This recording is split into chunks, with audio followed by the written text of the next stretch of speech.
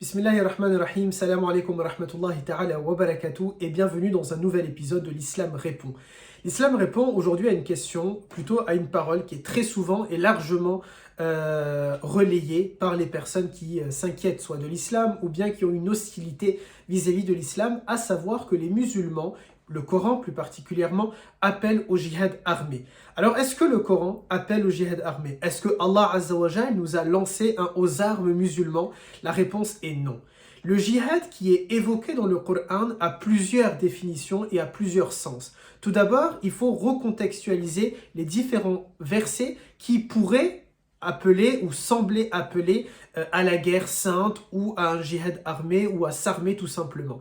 Il faut comprendre qu'à un moment donné, dans l'histoire du prophète, sur 23 ans, eh bien, il a connu la guerre comme certaines personnes d'entre nous, d'entre vous, peuvent connaître un jour dans leur existence, dans leur vie, une situation de guerre. Leur pays, leur ville, leur territoire, leur région peuvent connaître la guerre et Dieu sait et vous savez que nous vivons dans un monde instable où la guerre peut toquer à n'importe quel moment donné à notre porte. On pense par exemple dans une partie de l'Europe actuellement qui est en proie à un début de guerre ou à un début de guerre civile dans certains endroits, dans certains pays.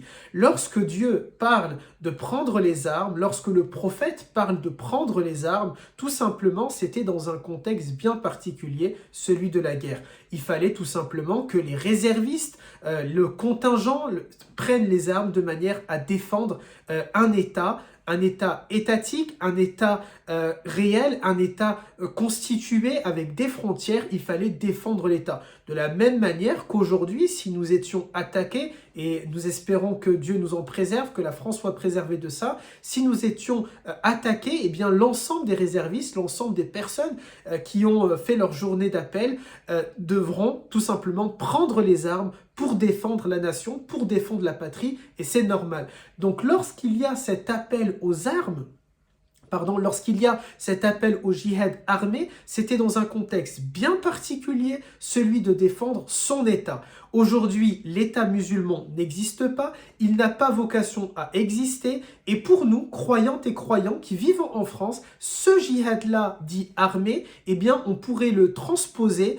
Le parallèle qu'on peut faire, c'est tout simplement, en tant que croyantes et croyants, si notre pays, si notre patrie, et quand je dis notre pays et notre patrie, je parle de celui dans lequel nous avons choisi de résider, la France est attaquée, eh bien nous devons prendre les armes pour défendre notre patrie, pour défendre notre nation. C'est comme ça qu'il faut comprendre, c'est cela qu'il faut entendre et comprendre par le djihad armé. Tout simplement, et j'espère que toutes les Françaises et Français qui ne sont pas de confession musulmane feront exactement comme nous, de prendre les armes pour défendre la nation française si demain elle devait être attaquée par un État, par une puissance étrangère. Et c'est d'ailleurs ce que les musulmanes et les musulmans ont fait en Abyssinie. Lorsque le prophète a envoyé une partie de l'islam, une partie des musulmans en Abyssinie, en terre chrétienne, dirigée par un roi chrétien juste, et que ce royaume-là a été en proie à un coup d'État, à un putsch, et que tout simplement il y avait une rébellion et ils ont failli destituer ce roi-là, certains musulmans ont pris les armes pour défendre leur terre d'accueil, leur nouvelle patrie, leur nouveau pays qu'ils ont choisi, qu'ils ont adopté sur les conseils du prophète alayhi salatu salam. Et donc, qu'on soit bien clair, non, les musulmans n'appellent pas à prendre les armes. Alors aujourd'hui aussi, comment comprendre également le djihad qu'il y a dans le Coran? On vient d'expliquer pour notre contexte actuel en cas de guerre contre un pays étranger, mais il y a d'autres versets qui appellent au djihad, mais on ne parle pas d'armes, on ne parle pas de guerre.